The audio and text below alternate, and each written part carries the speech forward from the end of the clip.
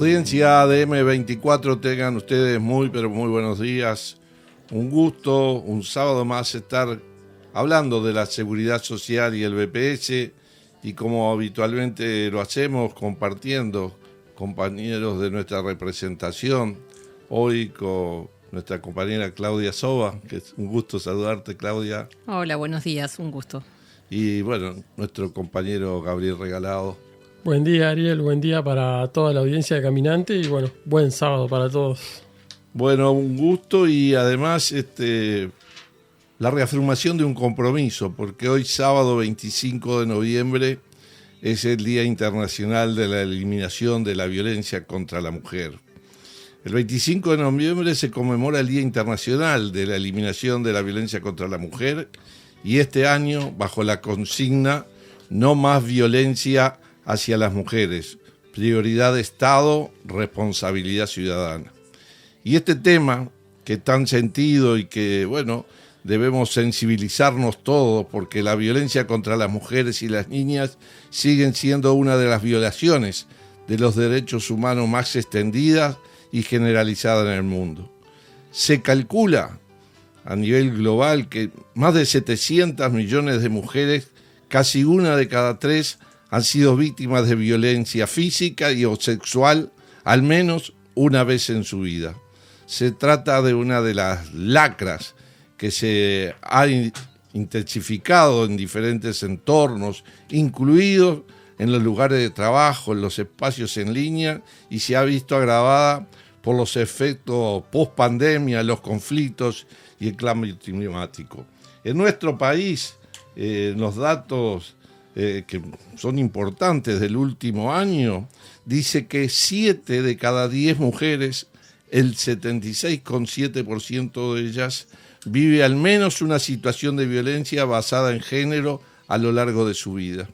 El 18% de las mujeres vivió alguna situación de violencia por parte de sus familias en los últimos 12 meses. Y el 17,9% de las mujeres fue víctima de la violencia basada en género en el ámbito laboral.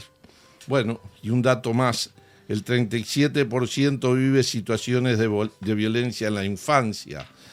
con un 47% de estas mujeres que vivió situaciones de violencia por parte de su pareja o expareja. A diario escuchamos y vemos en los medios de comunicación, de genocidios, de intento de muertes de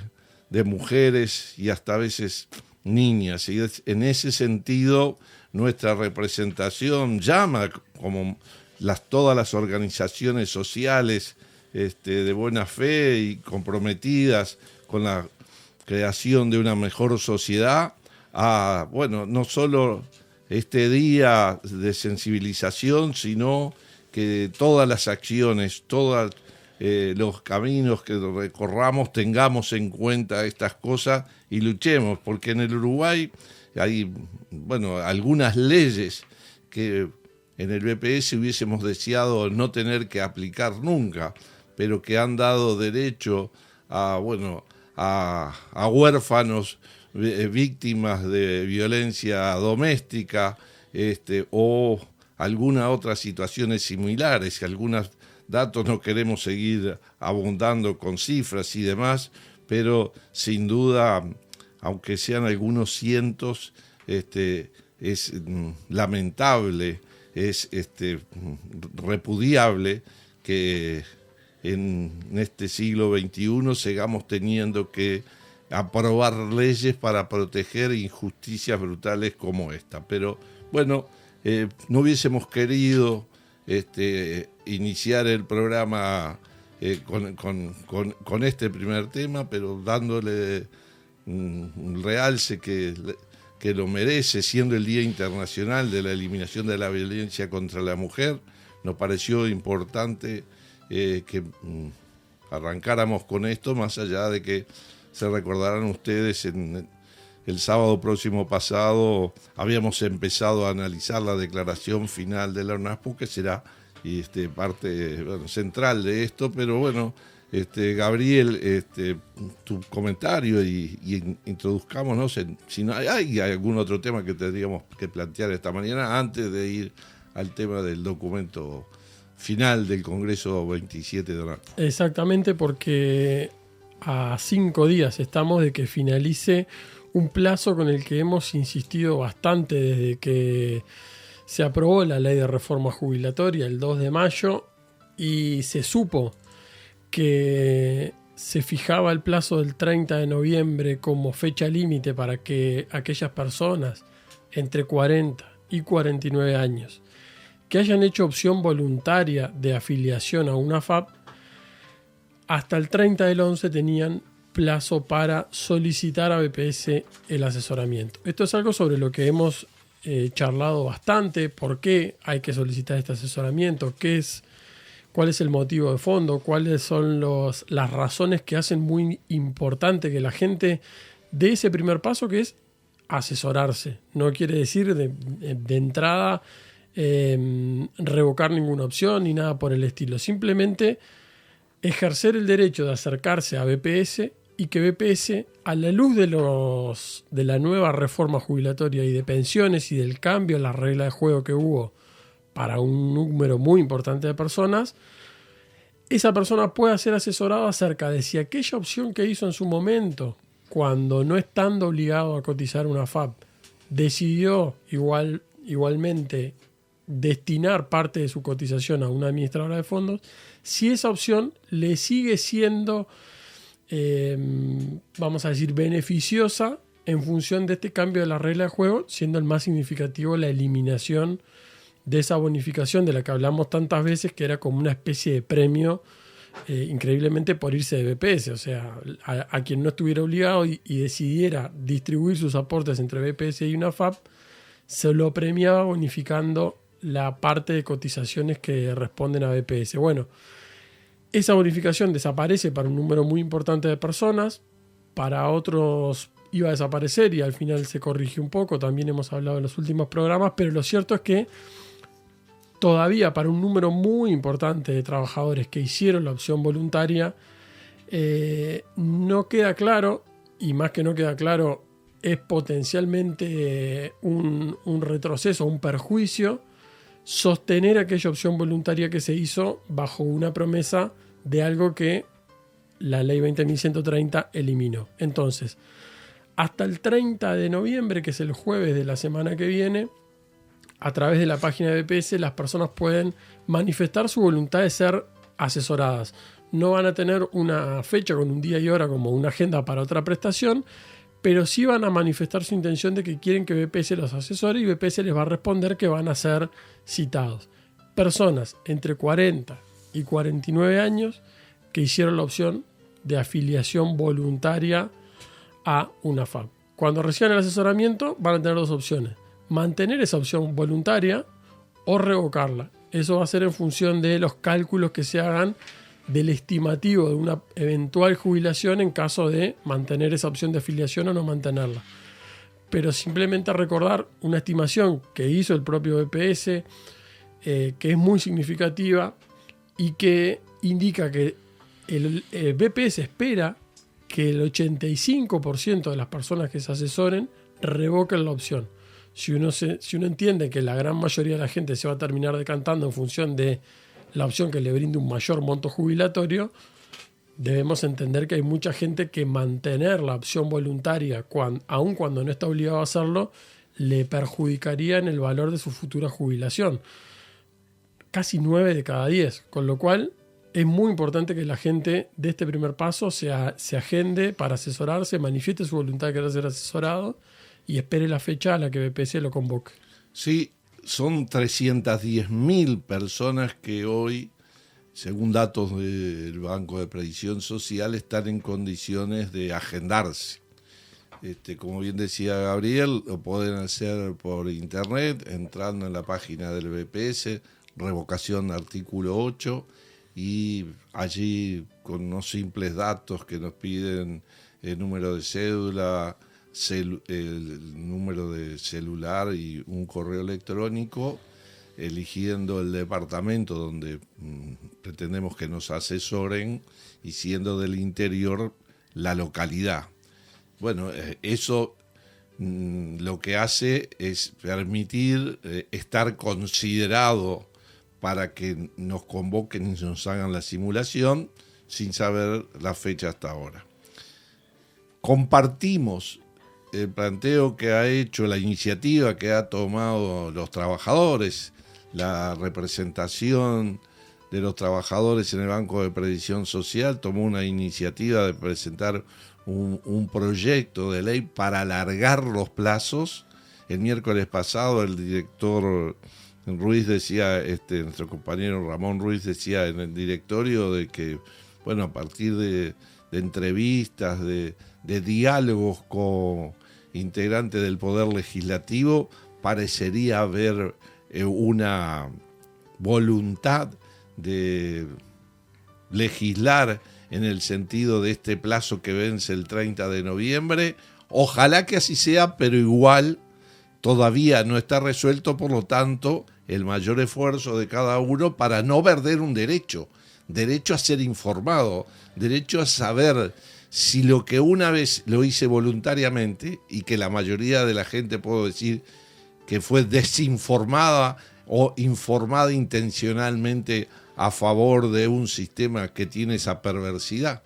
que la mayoría de la gente no le sirve estar en el sistema mixto, y además aún mayormente perjudicada cuando en la reforma que se aprobó en mayo, con la reforma jubilatoria, elimina a partir del 1 de diciembre, como bien decías, la bonificación que BPS le daba a aquel por haberse afiliado voluntariamente y una parte de sus aportes abrido una cuenta individual. Pero bueno, esas son de las críticas que hicimos en el proceso de discusión, son de las críticas que llevamos cuando fuimos al Parlamento, tanto a diputados como a senadores. No solo nosotros, no solo los trabajadores, sino también hubieron institutos de investigación como Simber, expertos en materias actuariales como el contador Camacho, que bueno, que fue y gerenció la asesoría económica del BPS durante muchos años, pero que no fue tenido en cuenta, y ahora, a 6 meses, es una de las 3 reformas que han habido de la ley 20.130. Esa ley que se aprobó el 2 de mayo, que hace 6 meses y 23 días, hoy sábado 25, que se aprobó, que se promulgó, no que se aprobó, es decir, que se transformó en ley porque la firma del presidente de la República, el Poder Ejecutivo, fue promulgada, no fue como otras leyes que pueden ser observadas o pueden ser de alguna forma a veces hasta revocadas. Bueno, desde que se promulgó tuvo 3 reformas, porque en la rendición de cuentas la agencia reguladora, que era una superestructura que iba a tener tremenda autonomía, que iba a ser designada por 3 miembros por presidente de la República, resulta que cuando hacen la rendición de cuentas dicen que por ahora va a estar en el ámbito del Ministerio de Trabajo. Por lo tanto, lo que habían resuelto en mayo, a fines de septiembre, octubre, lo terminan cambiando. Posteriormente, el tema de los 40 a los 49 años, que se hace una reforma para tratar de que no se perjudiquen tanto los mayores de 45. Por lo tanto, el BPS, que venía cambiando el simulador que tuvo que crear allá en el 2016 por la ley 19.162, lo tenía que modificar. Pero ahora resulta que también una tercera modificación es la que el sábado próximo pasado nuestro compañero Fabricio de Ángeles explicaba sobre las actividades bonificadas que no se jubilan, 2 historias de trabajo idénticas, no se jubilan con el mismo monto en lo que tiene que ver con el sistema de capitalización, porque si una empresa está exonerada de aporte, no irá a su cuenta individual contribuciones patronales específicas para compensar esos años que se le reconocen y no trabajó. Pero bueno, esto reafirma la necesidad de un diálogo institucional entre actores sociales, políticos, de la academia, las instituciones internacionales en materia de seguridad social, asesorando para encontrar consenso, y esperemos que, estamos en año electoral, no puede haber reformas, pero instalado un nuevo gobierno, de inmediato convoque a un diálogo, y eso creo que,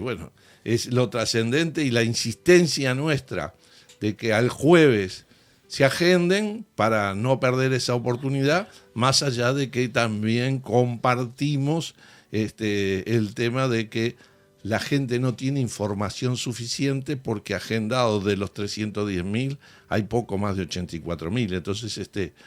creo que vale la pena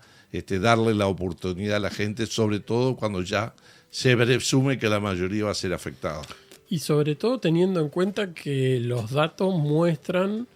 un tema vinculado a la desinformación, que es lo que mencionabas recién. Si uno mira el crecimiento, cómo se fueron dando las manifestaciones de voluntad de la gente diciendo quiero ser asesorada, hay realmente un crecimiento explosivo desde que BPS comunica finalmente a través de un correo o de un mensaje a las personas que tienen la posibilidad, primero las personas que se habían ya manifestado que querían ser asesoradas, y luego a los potenciales beneficiarios, a cerca de 300.000 personas. El crecimiento de gente que se inscribe es muy importante, con lo cual lo que eso demuestra es que en el fondo hay una cuestión de que la gente no estaba enterada, ¿no? De que no se quisiera inscribir, ¿no? Que no quisiera ser asesorada. Y creo que verdaderamente cobra más importancia todavía esta propuesta de la que hablabas hace unos minutos, de la representación de los trabajadores, teniendo en cuenta que, más allá del efecto de eliminar la bonificación o no, que es un tema que uno puede discutir o puede estar de acuerdo o no, estar más o menos justificado, pero lo que sí creo que nadie puede estar en desacuerdo es que la gente tiene el derecho a asesorarse cuando se hace una modificación a una ley que le va a afectar su jubilación en función de algo que se le pidió opinión, porque, digamos, cuestiones que cambian el derecho jubilatorio pueden haber muchas, pero en esta particularmente la gente tenía la opción, no estando obligada, tomó una decisión y ahora se cambian las condiciones. Entonces, verdaderamente no hay ningún motivo de urgencia, como se esgrimió para la aprobación de toda esta ley, que indique que si no, esto se puede hacer hasta el 30 de noviembre y no más allá. Con lo cual me parece que es bien importante seguir atentos a la suerte que pueda tener esta propuesta, porque seguramente va a ser decisiva para mucha gente. Sí, y recuerden, si se les generan dudas a partir de nuestros comentarios o tienen interrogantes en materia de seguridad social o necesitan de una opinión, nuestra representación está abierta a toda la ciudadanía. Por lo tanto, aquel que crea que puede encontrar respuestas a sus dudas, a sus preocupaciones, a saber por un trámite que está haciendo el Banco de Previsión Social a solicitud de la persona, nos puede mandar un WhatsApp, que nosotros nos comunicamos con la persona a través del 099-215-270. Es la forma más directa de poder, o nos explican una grabación o nos escribe, pero solo por WhatsApp. Ese número está a disposición de la ciudadanía, y de y otros temas con mucho gusto estaremos respondiendo. Pero bueno, vamos al tema que nos hacía y dejábamos pendiente la semana pasada. Como decíamos, 8 y 9 Congreso de ONASPU, fue además de participativo, de mucho camaradería, de mucha compañerismo, y no quiere decir que sean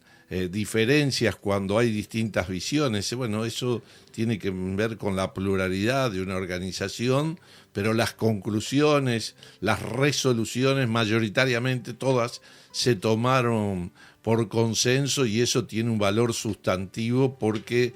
hace a la democracia, al respeto de cada uno de ellos. Y la declaración final, que también, como otras, se tomó por unanimidad, la habíamos empezado a compartir con ustedes el sábado próximo pasado. Y allí habíamos llegado a la parte que hablaba de la seguridad sanitaria, bueno, el tema de la Operación Milagro, que en estos días cumple 16 años y bueno, y todas las cosas pendientes que en materia de la creación del Sistema Nacional Integrado de Salud nos queda en camino y son parte de nuestras reivindicaciones, pero bueno, le pedimos a Claudia que continuemos con la parte que tiene que ver con el Sistema Nacional de Cuidados, porque es un tema sustantivo que el Parlamento, con iniciativa además del Poder Ejecutivo, que compartimos nosotros en el 2016, aprobó una ley, pero que hemos retrocedido, no se ha avanzado, no se ha profundizado, y de eso también tomó posición el Congreso de ONASPU. A la falta de respuestas en este sentido, se suma el retroceso que ha tenido el Sistema Nacional de Cuidados, donde los números son evidentes en marcar el menor número de beneficiarios, de cuidadores y de presupuesto ejecutado. En este sentido, reclamamos la reactivación del Sistema Nacional de Cuidados, buscando asegurar la cobertura de las personas con un derecho de acceso al beneficio y seguir buscando formas de expandir el universo de beneficiarios, tanto en la primera infancia como entre los adultos mayores. Asimismo, exigimos una respuesta a los planteos de larga data en cuanto a contemplar la realidad de jubilados y pensionistas de bajo ingresos a la hora de acceder a órdenes médicas, tickets de estudios y medicamentos. El tema del sistema de cuidados es muy evidente el retroceso porque no es una cuestión retórica, digamos, no tiene que ver con un relato, sino que tiene que ver con el análisis de lo que muestran las cifras. En el caso del BPS, por ejemplo, en las evaluaciones que se hacen año a año de los montos ejecutados, en donde una de las partidas, se le llama así, partidas que se pagan a terceros, porque el sistema de cuidados depende del Ministerio de Desarrollo Social, ha ido disminuyendo año a año el monto, es decir, teniendo en cuenta que eso es una partida que se transfiere para pagarle a los asistentes, se puede hablar de que hay menos dinero que se destina a pagar asistentes. Eso tiene un correlato con la menor cantidad de personas que trabajan cuidando y por lo tanto y también de la menor cantidad de personas que acceden a el cuidado. Estamos hablando de personas en situación de dependencia severa, ya sean niños o adultos mayores. En el 2022, por ejemplo, con respecto al 2021, el descenso de dinero que se le transfirió al MIDES para pagar asistentes personales fue superior a 40 millones de pesos, es decir, más de $1 millón menos se gastó en 2022 con respecto a 2021, es casi un 5% para que se hagan una idea de reducción del gasto en asistentes personales, cuando la realidad es que si uno le trata de buscar una explicación y dice, bueno, pero quizás la demanda está satisfecha. Claramente la demanda no está satisfecha porque hay muchísima gente en lista de espera y en todo caso lo que corresponde hacer en ese caso es ampliar el universo de personas que pueden acceder. En el caso de los adultos mayores tienen que ser mayores de 80 años para acceder a la prestación de un asistente personal.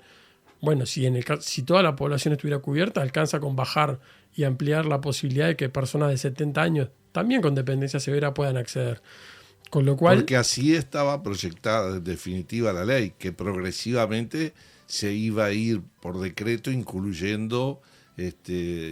decir, las mayores dependencias se dan en las personas longevas o con personas con discapacidad, por eso ahí se llegaba hasta los 29 años y bueno, pero eso es parte de los retrocesos, el no incluir nuevos colectivos y además es lo primero, creo que enfoca muy bien el tema, pero también a la hora de que se dan cifras de desempleo, cuántos cientos se han capacitado, se están inscritos en una lista en el BPS esperando a ser convocados para ser asistente cuando hay necesidad de empleo y eso no se aprovecha, no se utiliza como una de las cuestiones positivas más, ¿no? Sí, por supuesto, y eso también se refleja en las cifras. Más allá de que después hay otra serie de aspectos que también no han funcionado respecto al sistema. Al principio se habló de la pandemia, luego se habló de que se estaba cambiando hacia un sistema basado en cooperativas de cuidadores porque el modelo no era el adecuado. Tampoco eso prosperó, más allá de que hay alguna experiencia, no cambió significativamente para las personas el acceso a la prestación. Y por no hablar ni siquiera del Consejo Consultivo de Cuidado, que tampoco se ha reunido con la periodicidad que demanda un tema tan importante. Entonces, bueno, hay como muchos indicadores, más allá de los objetivos numéricos, que muestran que no ha sido una prioridad en los últimos años avanzar en materia de cuidado, más allá de lo que después se habla en una ley, por ejemplo, como de reforma a la seguridad social, en donde se hace hincapié en el envejecimiento, en la dependencia creciente que genera ese envejecimiento, etcétera, ¿no? Sí, pero bueno, hay mucho para hablar en esto, como en cada uno de los temas que trataron las comisiones y que están contenidas en la declaración final, una declaración que tiene, 10 páginas, pero que sin duda está resumido todo el análisis profundo, con rigor técnico que hizo ese Congreso, pero también hay otros aspectos que hemos visto perder derechos de los jubilados y los pensionistas, además de lo que hablábamos en cuidados. Al histórico reclamo aún vigente de restitución del aguinaldo para jubilados y pensionistas, se puede ir sumando otros más nuevos. Desde el 2020 se decidió modificar los criterios de acceso al viejo Plan Ibirapitá, hoy llamado Programa Ibirapitá. La modificación en el nombre le hace justicia a los radicales cambios que tiene una política reciente pero de gran impacto para jubilados. Creado en el 2015, este plan permitió cumplir en poco tiempo con uno de sus principales objetivos, y que era acortar la brecha digital de las personas adultas mayores en relación a las nuevas generaciones.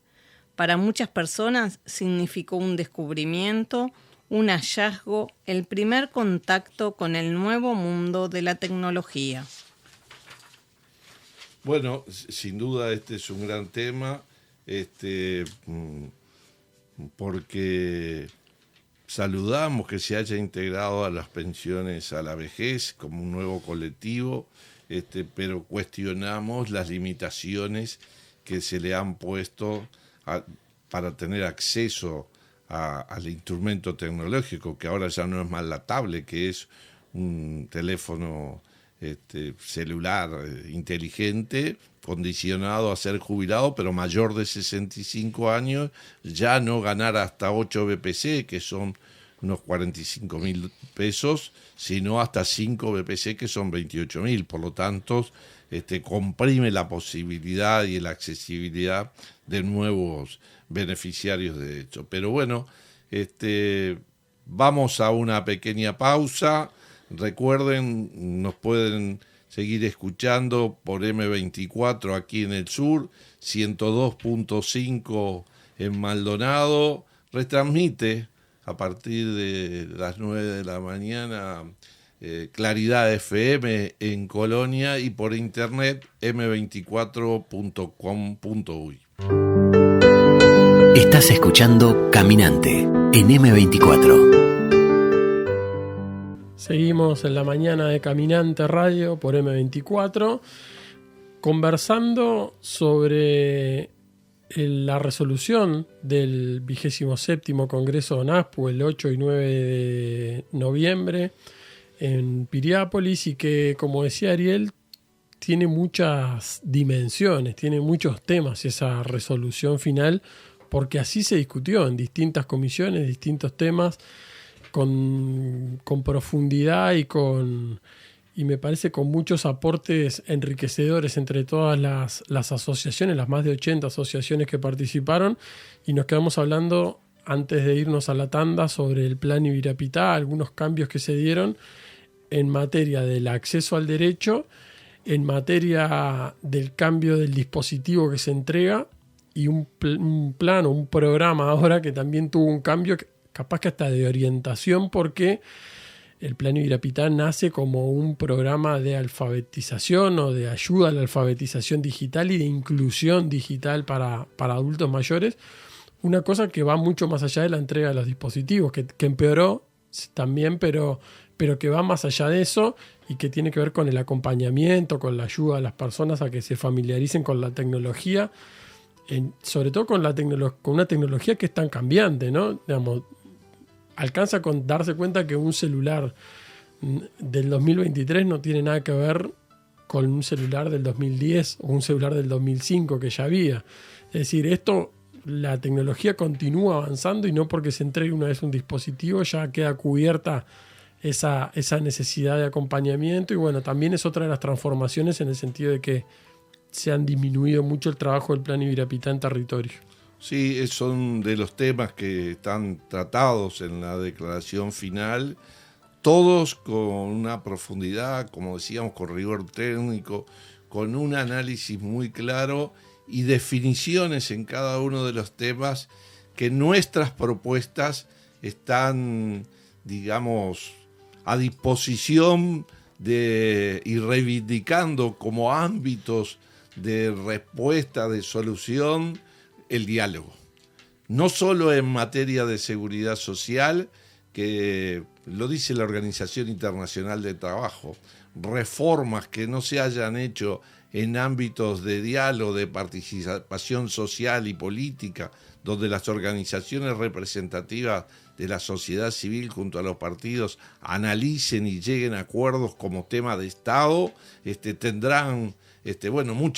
poca sostenibilidad en el tiempo. Pero también cuando se hablan de derechos humanos, con absoluta responsabilidad, mostrando una organización responsable, preocupada por los temas de la ciudadanía del mundo, preocupada por lo que nos pasa hoy con la guerra, con la ausencia de paz en algunos de nuestros países. La Comisión de Derechos Humanos hizo su aporte y parte de ello, y como parte de la declaración, nos comparte Claudia en el desarrollo de esta declaración final. En cuanto a derechos humanos, la Declaración Universal proclamada por la Asamblea General de las Naciones Unidas en París el 10 de diciembre de 1948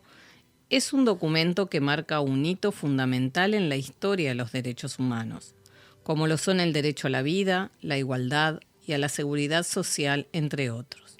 En este sentido, reafirmamos un enfoque transversal para abordar todos los aspectos referidos a ellos, y fundamentalmente en el marco, además, de la ratificación de parte del Estado uruguayo de la Convención Interamericana sobre la Protección de los Derechos Humanos de los Adultos Mayores, ley número 19.430. Declaramos que reafirmamos la supremacía del diálogo como forma de resolución de los conflictos y expresamos nuestra voluntad de eliminar la guerra de la vida de la humanidad. Reafirmamos nuestro apoyo constante y firme para que el mantenimiento de la paz desempeñe un papel fundamental en la prevención, contención y resolución de los conflictos. El establecimiento de una paz duradera en la tierra constituye la condición primordial para preservar la civilización humana y su existencia, reconociendo que garantizar que los pueblos vivan en paz es el deber sagrado de todos los estados. Hace poco tiempo, cuando se conmemoraba un Día Internacional de las Personas Adultas Mayores, hacíamos mención a que la ONU había elegido como eslogan de este año que insistir en el cumplimiento de los derechos humanos para las personas adultas mayores. Y llamaba un poco la atención en el sentido de que, claro, la Declaración Universal de los Derechos Humanos va camino a tener 75 años y por básicos que parezcan muchos de los aspectos que están ahí consagrados, lamentablemente en muchos casos todavía no se cumplen, y eso hace que haya que reforzar o reclamar su cumplimiento. Y naturalmente que la seguridad social es un tema de un derecho humano. Digamos, esto también está consagrado en la propia declaración. Es un derecho humano el acceder a la seguridad social, pero hay muchos otros aspectos que quizás por fuera de lo estrictamente previsional, de lo que tiene que ver con la seguridad social, todavía necesitan defenderse o necesitan valorarse en la dimensión que tienen. También estamos hablando en pleno siglo XXI nuevamente de guerras, de violaciones de los derechos humanos de distinto tipo, y en ese sentido me parece muy relevante que la organización emita un comunicado, una valoración, una posición, en primer lugar favorable a la paz, indudablemente, que creo que es lo que todos mínimamente debemos aspirar, pero a una paz que también asegure el cumplimiento de los derechos humanos desde los básicos hasta los más de avanzada que puedan tener que ver con el desarrollo de una vida digna y en paz también. Sí, sin duda, y creo que esta parte de la declaración que tiene un nivel político-social tan importante porque finaliza reconociendo que garantizar que los pueblos vivan en paz es un deber sagrado de todos los estados. Es decir, esto no lo dice solo la UNASPU, esto es una afirmación que la Organización de Naciones Unidas ha planteado porque, cada uno de los ciudadanos, cada una de las mujeres y hombres de cada uno de los países tiene obligación, y el diálogo debe ser el instrumento para acercar las diferencias, no debe ser la guerra la forma de confrontar ideas o visiones, pero la responsabilidad son de los estados y quienes conducen el estado. Por lo tanto, creo que en estos aspectos de los derechos humanos también UNASPU muestra una madurez, un respeto por la pluralidad de ideas y una forma de resolver las distintas controversias. Y en materia de derechos humanos, la sigue hablando y desarrollando el tema de vivienda, que como hemos hablado más de una vez, estamos terminando el 2023 y en estos más de 3 años de administración no se ha llamado a licitación a construir ninguna de las 607 soluciones habitacionales que era parte del plan, o que es parte del plan quinquenal, de un compromiso que al asumir esta administración en el 2020 y hasta el 2024 nos planteaba que iban a ser 50.000 viviendas. Y eso que fue elaborado por el Ministerio de Vivienda y presentado y aprobado en el Parlamento, en cada rendición de cuenta que después se fue haciendo año a año, no encontrábamos respuesta a ese compromiso y a una necesidad insatisfecha de la gente, que por supuesto unánimemente resolvió el directorio, y esperemos que pueda ser una solución a temas que, si se quiere, no deben esperar más. El derecho a la vivienda, y en particular de los adultos mayores, es una respuesta que está pendiente, y empezar ahora con alquileres, con una experiencia de llegar a fin de año entregando 100 viviendas. No sé si lo vamos a cumplir. Estaremos el 20 de diciembre, es la última sesión del directorio, y estaremos allí analizando cómo ha transcurrido esta decisión del directorio, y proyectaremos para el 2024, seguir construyendo estas cosas. Pero también este año, y está contemplado, está contenido en la declaración, como parte de un derecho humano, bien decía, el artículo 22 de la Declaración Universal de los Derechos Humanos, hablaba de la responsabilidad de los estados frente a determinadas contingencias que un ciudadano pueda tener. Tiene que tener, para que no sea tan gravosa esa situación, una respuesta de parte de la Seguridad Social, lo que es una prestación que cubra la discapacidad, la enfermedad, la desocupación, la niñez, la vejez o el fallecimiento. Entonces todo eso que son las prestaciones de BPS contenido ahí, este año en un capítulo que es jubilaciones y pensiones tuvo, la reforma del derecho jubilatorio con la aprobación de la ley 20.120, y también de eso Claudia nos compartió,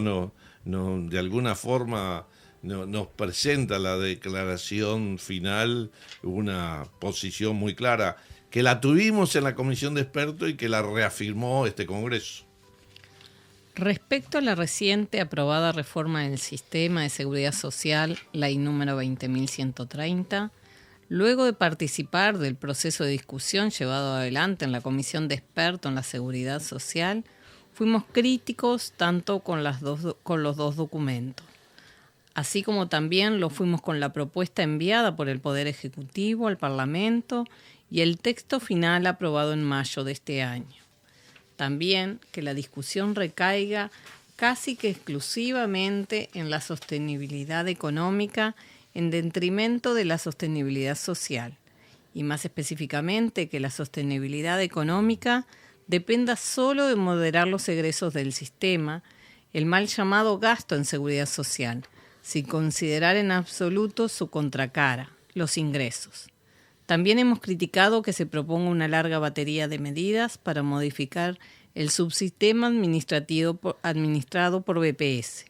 y muy pocas para corregir el amplio conjunto de privilegios de los que gozan, entre otros, el servicio de retiros y pensiones de las Fuerzas Armadas, la llamada caja militar. Reafirmamos la necesidad de discutir las reformas necesarias y permanentes que requiere cualquier sistema de seguridad social. No somos ajenos a una realidad mundial. La población envejece, las pautas de natalidad se modifican, cambian los mercados de trabajo y las formas de vincularse laboralmente. La tecnología evoluciona ganando terreno en actividades que antes eran realizadas por seres humanos. En definitiva, cualquier reforma debe equilibrar dos conceptos: sostenibilidad económica y sostenibilidad social. Centrarse en una sola puede ser motivo de problemas. Hablamos en el último tiempo bastante acerca de las críticas que tenemos a la ley de reforma de jubilaciones y pensiones, y lo hicimos diciendo que teníamos críticas de forma y de fondo. Las críticas de forma tienen que ver con una reivindicación que no viene necesariamente a partir de esta reforma, sino que también es histórica, que tiene que ver con procesar una reforma a través del diálogo y no a través de únicamente la iniciativa y la discusión parlamentaria, sino un diálogo social que involucre a distintos actores de la sociedad. Y hoy en la primera mitad del programa, hablando acerca de, Ariel mencionaba las modificaciones, las 3 por lo menos que ya tiene la ley a menos de 6 meses de aprobada, de la situación para las personas entre 40 y 49 años que tienen la posibilidad de asesorarse para ver si les sirve mantener esa afiliación voluntaria a una AFAP cuando se le modificaron las reglas de juego. Muchos de estos temas fueron advertidos por las representaciones sociales cuando se compareció, por ejemplo, en el Parlamento, tanto en la Comisión Especial de Diputados como de Senadores. Se advirtió de distintas formas que esta ley tenía varios problemas. En su momento, en el apuro, en la necesidad quizás de terminar de aprobar una ley que en su momento fue cuestionada hasta por los propios redactores, si se quiere, del proyecto, se terminó aprobando un proyecto que tiene problemas importantes. Muchas de estas modificaciones que planteaba Ariel, no es que si bien las señalamos nosotros, no es que las terminamos proponiendo modificar, sino que los propios legisladores que acompañaron la ley fueron quienes después propusieron artículos para corregirla porque tenía evidentes errores. Entonces, hay una cuestión sobre la forma de discutir las reformas de seguridad social que es importante. Y por supuesto sobre el fondo, en donde lo que predominó en la discusión es una inclinación para nosotros equivocada hacia la sostenibilidad financiera, en detrimento no solo de las otras sostenibilidades, digamos, de la sostenibilidad social o de la suficiencia de las prestaciones, que casi no se discutió, de la cobertura, sino también de muchos otros aspectos que ya están ocurriendo hoy con el cambio en el mundo del trabajo, el trabajo en plataformas, la inteligencia artificial, cómo está transformando los procesos de producción, y que son mencionados en la exposición de motivos de la ley, pero luego dejados de lado en absoluto lo que tiene que ver con el articulado. También son esos aspectos que entendemos que deben ser considerados en un diálogo social. Sí, y creo que es muy contundente la propuesta que en la declaración final hace nuestra UNASPU en torno a cómo esta realidad se debe transformar y dónde está sentado el compromiso de UNASPU en cuanto a colaborar en construir un sistema de seguridad social de acuerdo a la realidad, a las necesidades de nuestra ciudadanía, y convocando además a esa responsabilidad de derecho humano que el Estado y quien dirige los destinos del Estado tiene, y bueno, y para eso hay una propuesta bien concreta. Claudia. Es por ello que proponemos un diálogo amplio y participativo, integrado por el sistema político, los sectores representativos sociales, la universidad y toda la academia sin temas excluidos, que discuta sobre la necesaria sostenibilidad económica, pero que contemple de forma irrenunciable la sostenibilidad social. Proponemos pensar y avanzar en la reformulación del sistema de seguridad social, SINAFAP, eliminando cualquier componente de lucro que nada tiene que ver con un derecho humano fundamental. En dicho diálogo proponemos discutir y reformar la seguridad social teniendo como eje uno de sus principios básicos, la redistribución de la riqueza. Es imperativo analizar el sistema como un todo, lo que incluye analizar no solo los egresos, sino también los ingresos y su composición. En definitiva, un sistema que asegure y avance en derechos y no basado solamente en recortes. Sí, ahí bien importante, Gabriel, el que no solo mirar los derechos, mirar la fuente de financiamiento y todo lo que tiene que ver con el sistema tributario como una necesidad de la sostenibilidad y no solo a través del recorte, como termina diciendo la propuesta, ¿no? Exacto, y una de las cosas positivas, si se quiere, que puede haber dejado la comisión de expertos es que demostró que hay muchos sectores quizás que uno no identifica tan rápidamente con la seguridad social, pero que tienen muchos aportes para hacer. Pasó con el tema, por ejemplo, de políticas o de una mirada de género sobre la seguridad social, donde hubo un panel especial, donde hay organizaciones que trabajan sobre el tema, que tienen acumulación, que tienen expertise, por no hablar de los aspectos vinculados a el financiamiento propiamente, a las formas de financiar. Un panel específicamente destinado a discutir sobre pisos básicos o sobre renta básica, en la que también participaron expertos que tienen visiones, que tienen trabajos para discutir. Es decir, hay muchos sectores, por no hablar de las instituciones vinculadas que trabajan con los temas de discapacidad, que tienen mucho para aportar y mucho conocimiento acerca de cosas sobre las que hay que mejorar y sobre las que hay que avanzar. Y bueno, en ese sentido es que apelamos e insistimos en la necesidad de que ese diálogo social no se restrinja ni a los sectores parlamentarios ni solo a las representaciones sociales más directas, sino que también incluya a muchos otros sectores que tienen mucho para aportar.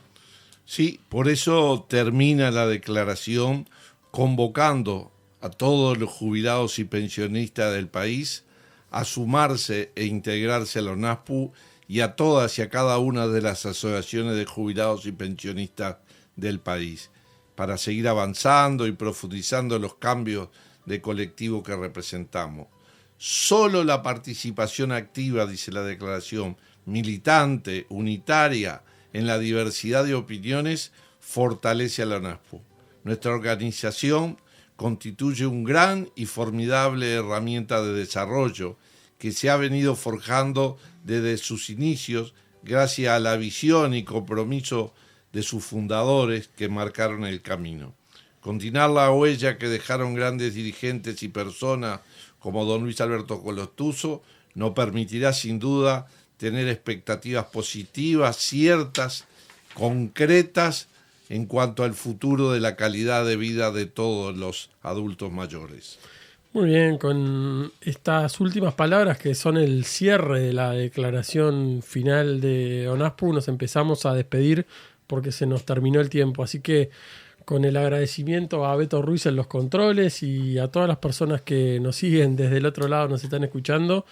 les enviamos un fuerte abrazo y nos escuchamos en 7 días, Ariel. Sí, con mucho gusto hacemos este recuento y bueno, seguiremos compartiendo, Claudia, sábado a sábado este programa, este espacio que es de la Seguridad Social y el BPS. Muy bien, muchas gracias y nos reencontramos en 7 días.